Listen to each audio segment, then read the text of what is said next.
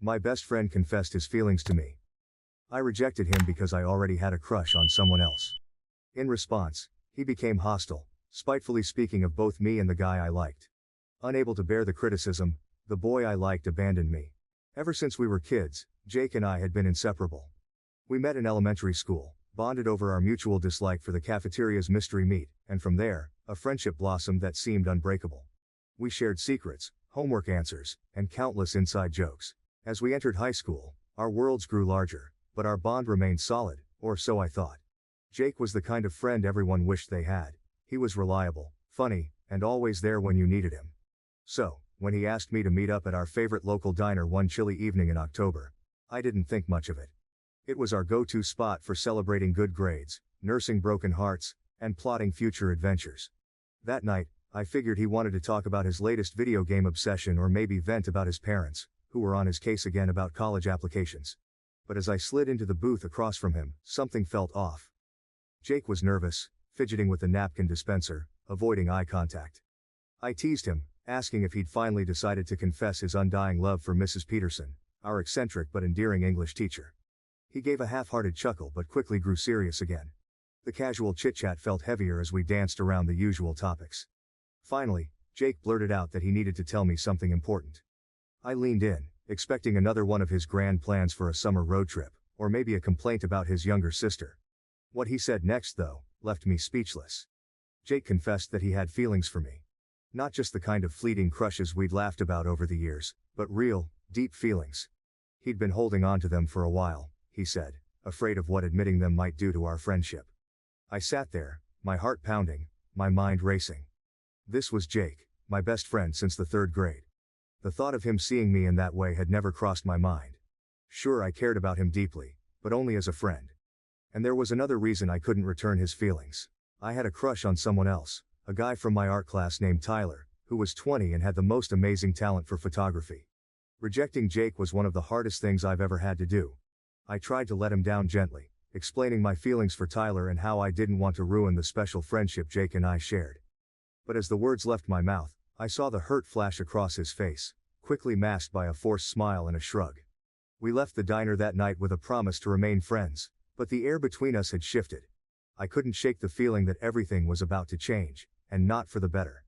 Little did I know, that conversation would be the turning point, marking the end of our friendship as we knew it. In the days following Jake's confession and my subsequent rejection, I noticed a subtle but unmistakable shift in our dynamic.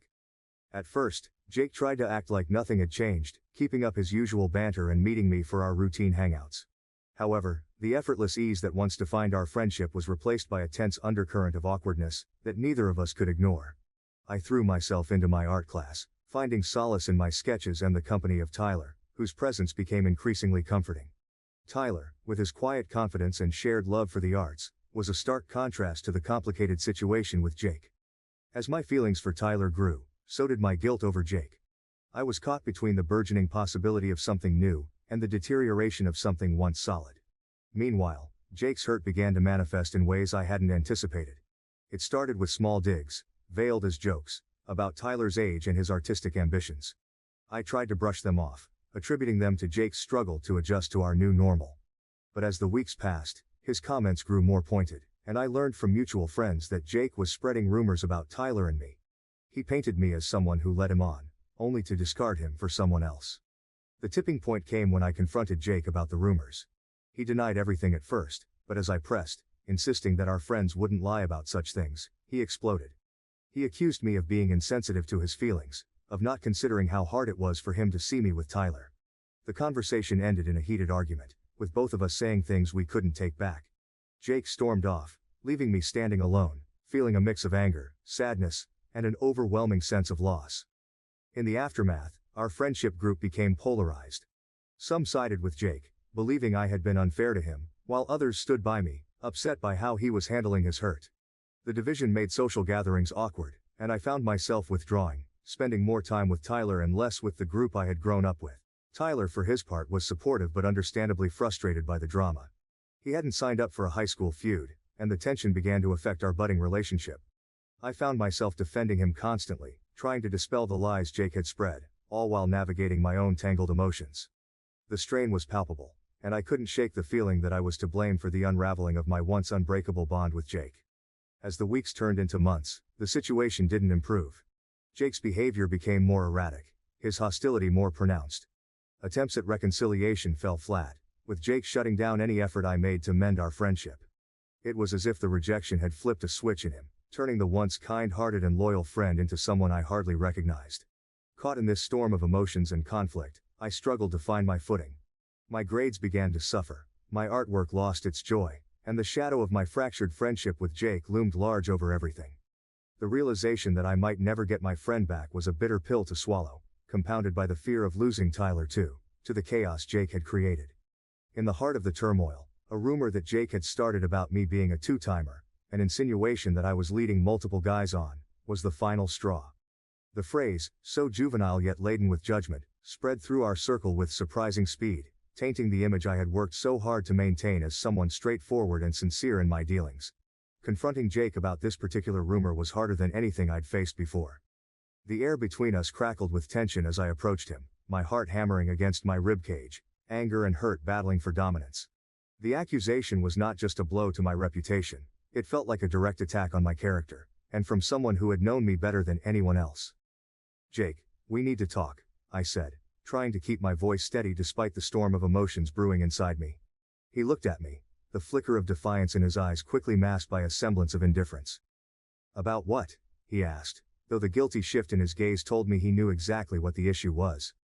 "About what you've been saying, about me being a fisherman." I spat the word out like it was poison. "You know that's not true. You know me."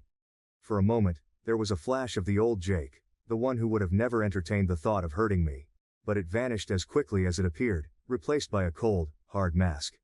"Maybe I thought I did," he said, his voice laced with bitterness. "But I guess people change, or maybe they just reveal who they really are." The conversation spiraled from there, voices raised, words we could never take back hurled like weapons. The hurt from his rejection, the frustration with my feelings for Tyler, and the pain of watching our friendship disintegrate exploded into a cacophony of anger and betrayal. In the end, there were no winners, just two people standing amidst the wreckage of a friendship that had once meant everything. As the days passed and the storm of rumors refused to calm, Tyler and I found ourselves increasingly caught in the eye of public scrutiny. Despite our efforts to ignore the whispers and stares, the weight of public opinion began to take its toll. Tyler, who had always moved through life with a certain ease, found himself ill-equipped to handle the constant barrage of judgment and speculation. One evening, as we sat in the dim light of my small studio apartment, surrounded by my latest artworks, the tension that had been building between us finally reached its breaking point. Tyler, his usually calm demeanor frayed at the edges, voiced the fear and frustration that had been brewing in silence. "I can't do this anymore," he said, his voice barely above a whisper but carrying the weight of a final verdict. "It's not just about us anymore, it's about this circus around us. I thought I could handle it, but I can't." I tried to reach out to him, to bridge the gap that had suddenly yawned wide open between us, but my words felt hollow even to my own ears. The rumors, Jake's spiteful campaign, had poisoned what was pure and beautiful between us, turning it into something fraught and fragile. "It's not true, any of it. You know me, Tyler. You know who I am," I pleaded, desperation threading through my voice. But doubt, once planted, is a difficult thing to eradicate. Tyler looked at me, and in his eyes, I saw the struggle, the desire to believe, battling the weariness of constant defense. "I know," he said, and in those two words was a world of sorrow. "But knowing isn't enough. It's like we're fighting ghosts. Your past, the rumors, the looks. I'm tired, and I just can't." With that, he stood up, and with every step he took away from me, the future I had envisioned with him crumbled into dust. I watched him leave, a part of me screaming to run after him, to fight for us, but another part, exhausted and resigned, held me back. In the aftermath of Tyler's departure, I found myself adrift. The art that had once been my refuge now echoed the emptiness I felt inside. The canvas remained blank, mirroring the void where inspiration used to flourish. I had lost Jake, my best friend, because of a truth I had stood by, and now I had lost Tyler, the one I loved, to lies I had no control over. The journey from that point was slow and solitary. I learned to find solace in the silence, to appreciate the solitude that allowed me to reflect and heal. My art evolved, no longer just an escape but a way to process and to express the myriad emotions that the ordeal had stirred within me. As the final chapter of this turbulent period of my life came to a close, I found myself alone, grappling with a pain so profound it threatened to consume me entirely. Tyler's departure had left a void in my life that seemed insurmountable, a constant reminder of the cost of truth and the destructive power of rumors. The absence of his presence, once a source of joy and inspiration, now felt like a wound that refused to heal. The studio apartment, once filled with laughter and the promise of shared dreams, echoed with the silence of loss.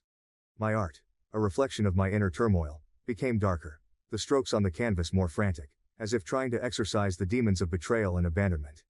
In the depths of my despair I reached out, seeking solace in the shared wisdom of others who had navigated the treacherous waters of heartbreak and emerged on the other side. I poured my heart out on forums, in letters to unseen friends, and in late-night conversations with anyone who would listen. The question that burned within me was simple yet profound. How do you move forward when the past clings to you like a shadow? And so, I stand at the crossroads of my own making, drowning in a pain that is both a burden and a teacher. I reach out to you, to anyone who has felt the sting of betrayal, the ache of lost love, and the weight of a world turned upside down.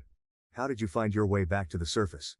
How did you learn to breathe again, to find joy in the sunrise, to see beauty in the broken? Finally, I want to extend my sincerest thanks to all of you who have taken the time to share your stories on Reddit. Please continue to journey with us, share your experiences, and together, let's create memorable moments.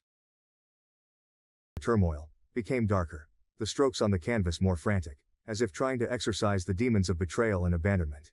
In the depths of my despair I reached out, seeking solace in the shared wisdom of others who had navigated the treacherous waters of heartbreak and emerged on the other side. I poured my heart out on forums, in letters to unseen friends, and in late-night conversations with anyone who would listen. The question that burned within me was simple yet profound. How do you move forward when the past clings to you like a shadow? And so, I stand at the crossroads of my own making, drowning in a pain that is both a burden and a teacher. I reach out to you, to anyone who has felt the sting of betrayal, the ache of lost love, and the weight of a world turned upside down. How did you find your way back to the surface? How did you learn to breathe again, to find joy in the sunrise, to see beauty in the broken? Finally, I want to extend my sincerest thanks to all of you who have taken the time to share your stories on Reddit. Please continue to journey with us, share your experiences, and together, let's create memorable moments.